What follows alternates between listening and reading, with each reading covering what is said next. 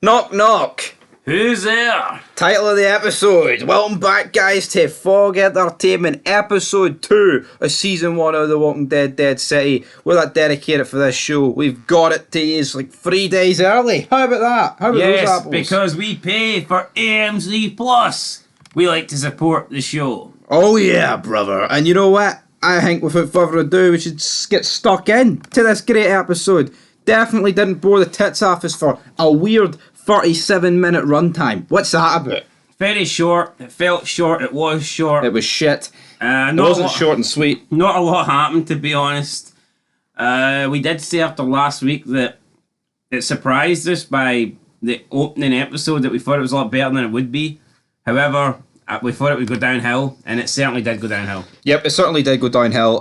Essentially, right up until the intro, we get like a scene of Negan and Maggie chasing this new character we've been introduced to, Esther. They follow her. A walker comes down the elevator shaft. Negan's like, it's just a whole picnic hanging out with you, Maggie. Right, I like Negan, but I just feel like he's became such a forced character. I feel like the jokes...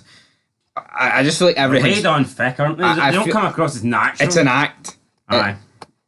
It's beginning to become annoying. At least when he's doing the lineup, it is an act.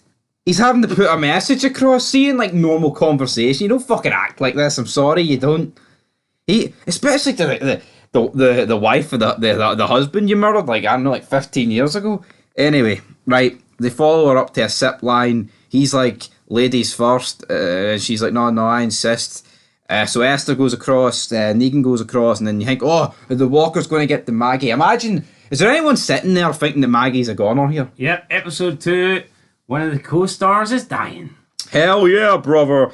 They manage to make it across. Esther then leads them through a few corridors, and then we're introduced to not an awful lot, because essentially we should know the Hilltop, but we didn't really watch anything to do with the Hilltop because we stopped in like season 8. So realistically, I don't know if there's anybody here in season 11, but all I know is we've got this character Ginny, right? And I thought this show was just going to be Negan and Maggie, right? And if you want to show the villain, then fair enough. But we're actually getting the Hilltop. Did you not feel like that part of The Walking Dead should be left behind with the rest? Yeah. See if they want to keep this girl at the Hilltop, fair enough, but we do not need to fucking see that. Yeah, I thought that was done. I thought that was literally just for the first episode. Just for the premiere. Just so they could have somewhere to go and leave Jenny, so they could go on their mission. And when I actually watched the premiere, I thought at the start Jenny was just going to go along with them. But no, they take her to the Hilltop, and now it looks like the Hilltop is going to feature predominantly throughout the season. And like, why do we care? There's nobody at the Hilltop that we care for, or that we know, or that has been established. They haven't brought back any characters from The Walking Dead, which I guess they want to start fresh, okay, but if you're going to have the same old community, then why not have one person or two people from it? And plus, Jenny is a newt. She can't even speak. So it's like, anytime we see scenes with her, you're not getting any dialogue. You're literally just seeing her looking sad. It's like, what is the point of this? I don't understand it. Yeah, I did not care for any of this. The scenes where she's in school, the scenes where she's getting, talked to about, here, it'll get easier, Jenny. It's alright. And then, like, we may as well just cover everything she does here. At the end, she tries to sneak out. There's a bike. She gets on it, and that's it. Yeah. Now, there was also someone keeping guard. Did they notice her? Potentially, but yeah, overall, nothing. The Hilltop doesn't do it for me. Yeah, it's safe to say, right, that she's not going to make it to New York. And obviously not. Obviously not, right? So what's going to happen here is some no-name that we do not care about for the Hilltop is going to take like 15 minutes of an episode in the future trying to get her back or something. Something like that. Like, honestly, like what? Whose idea was this? I don't know. Back to Esther and the guys, and like it looked like a studio up in like a really high floor of some building in New York. Negan's trying to talk to her, but she doesn't really speak English. I have no idea what language it is, but she offers Negan a pigeon. He's like, hell yeah, I'm into a bit of pigeon, I'm assuming brother. Spanish, no? No, it was not Spanish. This was like Eastern European or something. Right, fair enough. What makes you think Spanish? That's the second most popular language in Spain. In Spain? In America. Fair enough. It doesn't really mean anything. It means something to me. Anyway, They talk this through. Maggie's like, no, Negan, we need to go on our own mission. Negan's more kind of hitting at the fact, no, I think we should probably use her. Then he points to the building where the Croat is, like, you help us get there. She's, oh, no, I mean, not go there. So I'll put a wee Spanish accent on since she is there. She then leads them to her group, and they're not very happy to be introduced to Negan and Maggie. So to go run through a few characters, I believe we have got Tommaso, the bald guy, Amia, who's the woman. We've got Luther, Mr. Asia, and Wesley. Thoughts of these 5 people we've been introduced to? Don't care about any of them. These are just people. These are just people that are going to all die on this mission, right? Because obviously you just can't have Negan and Maggie go on this mission and like none of them die. Because obviously they're not going to die. Yeah. So that is literally the only sole reason these guys are going to take the fall for them, basically. Yeah. And we don't know what their beef is with the Croat, but apparently these two guys, these factions have been like rivaling or whatever. So yeah. Yes, something wasn't really explained though.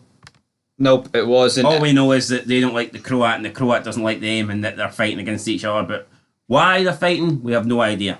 Maggie then lies to them, says that we were heading for Canada, settlement up north, but our boat was about to sink and we drifted here to New York. But they don't buy it, they say bullshit, and they lock Maggie and Negan up. So now you've got Maggie and Negan, they're locked in like a bathroom or whatever, and they have to spend like the next few hours, I guess, being buddies, talking to each other. Now, instead of actually getting the Croat on screen, instead of like actually finding out a little bit about him and seeing him on TV, we don't get to do that. But what we do get is Negan with a little backstory, and he tells a story about the Croat, and I just wasn't really buying it. He said that he met the Croat before the world went to shit. And he came to his door and he helped him out, and he was like more of a brother than a friend. The Croat was going through stuff that he could never imagine. What could be worse than this fucking outbreak, this zombie apocalypse?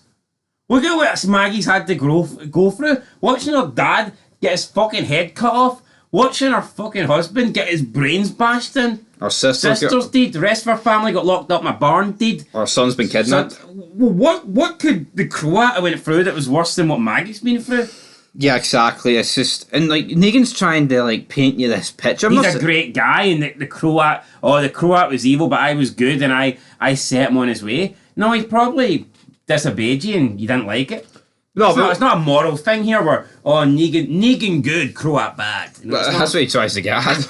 Apparently, the Croat tortured some kid who was apparently a scout for the kingdom. This was before Maggie and co showed up. How convenient that this Croat guy was a member of the Saviours before Rick and the gang got to Alexandria. But yeah, like, realistically, is Negan trying to insist here that like the kingdom sent out like a 7-year-old fucking kid on a scouting mission, or is it not realistically that it's going to be like a 16, 17-year-old that the Croats killed? And the thing is, the Croat tortured them for information and actually was right. Turns out they were a scout. I'm not saying, right, that them killing this like 16-year-old kid who's a scout for the kingdom is great. Obviously it's a bad thing, but the Saviours do bad things. Look at the fucking world. Negan's trying to take the moral high ground here and like, yeah, this guy's bad. But I think Negan's trying to rewrite history and paint himself as this good guy. And let's be honest, he's not. Yeah, I mean, this is the guy who's about to smash the back of Carl's head in and till the tiger showed up. So, like, Negan can... I don't understand why they're going down this route. They're trying to make Negan, who we all think's a bad guy, paint this other guy's like, oh, you think I'm bad? Wait, do you see this guy? No, it doesn't work like that. It does not work like that. I'm sorry, it doesn't. See the Croat laughing at some guy falling off a zip line? It's going to take more than that to make me go... This guy's was serious. Negan not laughing after he bashed the fuck out of Abraham's brains, angling? Yeah, I know. He's like waving it about in Rick's face. He just took 6 or 7 for the tea. And what's that Hispanic chick making fun of her? Oh, is he your man? Aye, her. Like, Negan's an arsehole. He's a bad guy. Yeah. Like, I don't get what they're going for here. Like, I know it's been numerous years since all these, like, half of these events took place, but... We see later on in the episode, Negan does a pretty heinous thing. We can't put... See in The Walking Dead, man, it's like, see whatever group we're focusing on, they try and take like the moral high ground, like pretend they're great. Why are we led to believe that like Rick are all these great people? And Daryl? They fucking kill innocents. But yet we're led to believe that Why can't it just be filmed in a perspective where, here, they're bad people, but we root for them? Yeah. It's almost got to be, here... Because see if you look at it from other groups' perspectives, they're going to think that Rick's a fucking monster. Yeah. And that Daryl's a monster. Yeah. And that these people are monsters. But anyway, enough about the original Walking Dead. That show's dead. Let's talk, pun intended, let's talk about this City Dead that is also dead. We've got Grits. He opens up a wee letter that he's got, and it has an address, so he heads to it. He breaks in. He looks at a few pictures. I'm going to assume, right, that this has to be like his family's house, because 20 years have passed. I would say 20 years ago, this guy was probably a teenager. Safe to say that? Yeah. Or like at least early 20s. So I'm going to assume this is his family's. He finds a revolver with no bullets in like the case for it, and then he finds a dead body. Before we actually talk, let's go back to when he first woke up and he was still in that like abandoned laundry. Oh, aye, yeah. He finds his former deputy, and his deputy's walking around, gun on his back. Obviously, he's zombified, but he's like walking around with like a bit of blood on him and a few bite marks. Surely the walkers would have devoured him to the point where there was nothing left, really. Or there was just like literally fucking... There's literally... Like, look at one walker they're supposed to tell you ate Laurie. Remember? Ate her all. Like, ate her. Bones and all. Yeah, these like hundreds of walkers only took a couple of bites and went, we're not hungry anymore. Come on, the consistency's no there. It just didn't make any logical sense for this guy. Yeah, so we see Grits. I think that's the guy in the flashback. Perril's the guy obviously seeing him. No, not a flashback. Sorry, he's just walking about. But like, he got absolutely grabbed by about 50 of them at the front door. Yeah, he should be just a bit of blood. And before anyone goes, oh, but what if he turned really quick? Fuck off. I'm not taking that. I'm not accepting that as a valid answer. We then see Herschel Jr. in a flashback. He skipped the weapons class one too many times, and Maggie's not impressed with that. I'm not impressed with that either, but let's go back to your point. What if he turned quickly? I think it wouldn't matter if he turned. I think they would still eat him, because it's like still fresh blood. No, but we've not seen it. I don't know how it works. That no, but look, no, it probably wouldn't. Because look at Fear the Walking Dead. You put a bit of blood on, you don't want to go near you. True, exactly. You know. No, I know, but that's taking walker blood. So you're telling me that they could be eating this guy, and then he turns, and as soon as he turns, they just get up and like, fuck, I don't want this flesh anymore. I don't know how it works. I don't know. We haven't seen it before, really. So you tell me. What do you think? How it works? But when people are dead, eat them. I just don't see why it would change. Well, either way, man, it's a fuck up, right? It's an absolute disaster. But back to Peril. He looks at this dead guy who looks like he's been dead a long time. But let's be real, this was like the start of the apocalypse. You'd think his body would be a bit more decomposed than this. So I don't know what's really going on. Is this his dad? Is it his brother? What do you think it is? Some guy took the easy way out. That's what I think. There's no easy way out. There's no shortcut home. I felt these scenes were very dragged out. Yeah. Peril then goes outside. We see the squirrel sign. Then he gets caught in a trap. Bit of a rookie move for the deputy.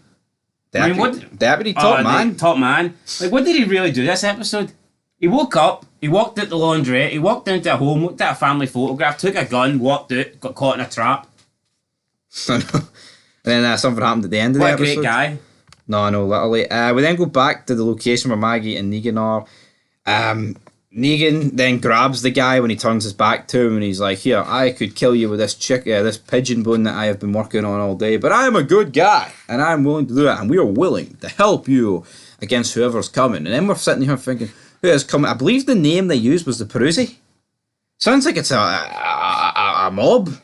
Doesn't sound like it's some running about in Dead City, but I think this must be like a wing of Croat's like gang crew. It has to be. Yeah, I believe so. Must be like his SS, because even if you thought at this point it wasn't that, they're all wearing similar sort of helmets. So essentially, Negan and Maggie make their way to like the floor, I'd say, before the roof, where they help wipe guys out. These people have got guns or like drills and like fires like zip lines, and I don't know what it is. It's like Mirror's Edge or something. Pretty cool gun though. No, it is. Yeah, I like stuff like, because you seems would to have like rip a big chunk of your flesh out. Yeah, that's exactly what it is. So you know what?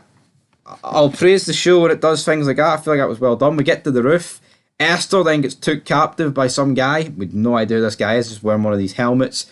Negan's trying to talk him out of it, but then he stabs Esther in the stomach region. She's bleeding out. Negan then knocks this guy out, just cracks his helmet, which I thought was funny, then rips his helmet off. And then everyone's sort of like sad that Esther's dead. And then like Negan's like, you guys take off, sure. And then Negan just... Right, so bear in mind, we're on the roof at this point. So what, did Negan just drag this guy down like 20 flights of stairs? I don't know. Because this is like a skyscraper. And take off, like, how's Negan supposed to regroup with them? He doesn't know where they're going. I think they went on a zip line. But anyway, right, I think the most evident point of Negan being like forced in this show is coming up next. So he drags this guy down. This Peruzzi crew walks in. They're all wearing their helmets. They've all got machetes, knives, whatever.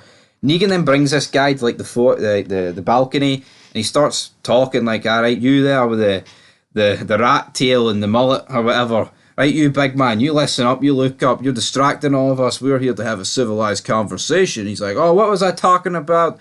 Oh yes." Who's there? What? Butter? Better get an umbrella, big man. Aye. The guy's head through windows.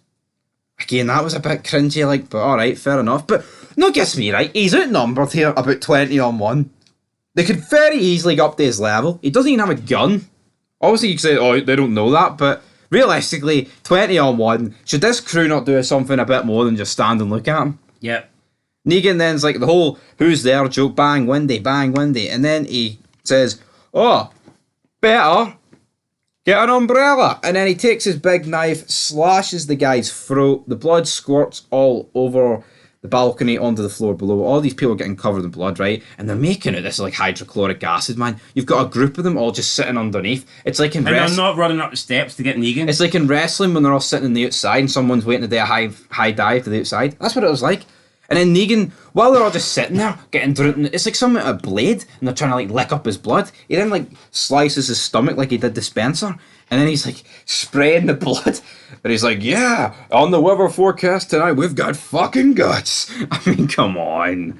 It's a bit far-fetched. Yeah, like, it's funny, right? But it is like, here, we've created this like iconic character in Negan, so let's just do all this wacky shit that we know all these marks and fans will eat up. It's a piss take, like. It is not, it's a complete and utter piss take. It would be like, I don't know. I feel like it's slowly turning into Said Nation. Yeah. Shit like that. No, it'd be like Walter White asking everybody he meets, "Say my name." It is, it's like, see your stuff, it's like catchphrase, and like, that's what it's like. It just comes across as really forced, and it is. And then he turns around and Maggie's kind of looking at him, right? And it begs the question, so all this is going on, and what, this crew still sit at the bottom while Negan and Maggie get to the top? You think this crew would be in top chase? And then guess what? The next scene, we just cut the Negan, Maggie, and this crew are all in different buildings, and it's like, so hold on, there was no chase of these people, like chasing Negan's crew to the top, but they just balled it because he slit some guy's throat open. So yeah, they must have done a 180, because like, why didn't they give chase? Why weren't they not run to the roof to try and catch Negan? Exactly. I don't understand what's going on. This crew then says to Negan, "Yeah, we kind of lied to you guys back there. We don't have anyone else. Esther was a part of our family, and that we don't have thousands of us. This is all. All you see is all you get, Negan." And then Mike's like, "Yeah, they took my boy." And that's it. That is it. "Oh, we'll help you, man. You want to get the Croat? Yeah, we'll point you in the location, damn it." We then cut back to Pearl, who of course get put in that trapper. A bike then pulls up. Then 3 guys pull out of nowhere. I thought it was a bike, might be a car, doesn't really matter. 3 guys with big helmets. Guy kills 4 walkers, then comes over to Pearl, and then puts his gun out his hand. He's like, "You're safe now, boy." Takes the helmet off. It is the Croat. So what? We get introduced to him at the end of episode 1, and then like it's as if like, did you forget who this guy is? He's reintroduced, isn't it? Yeah, literally get introduced to him at the end of episode 1, then again a quick introduction or reintroduction. Oh, he took down four walkers. Not like every character in this universe hasn't done that. Yeah, even the shit characters can do that now. Yeah. Like, this episode sucked, man. Yeah. Short, did nothing. Well, I felt like the premiere was promising. Yeah, but this one didn't fill me with any. I thought it was crap. I'm not gonna lie. Negan's funny, but like I said, there's just something off about everything he does. I think it's very forced, and Just too often it's like he can't have a conversation without just being this like wise ass, and it's like The only time he did was when he was describing the Croat, but even that I had a problem with. He's trying to like make out that he's like the moral high ground. I'm giving it a 2 out of 10. I thought it was a really poor episode. Yeah, I'm going to get a 2 out of 10. Will this show do any better than a 2 out of 10 on Fog Entertainment? Who knows? But can it do better than the 0.704 rating it got in the premiere? Only time will tell, guys. But until next time, that is it for Who's There? But until then, peace.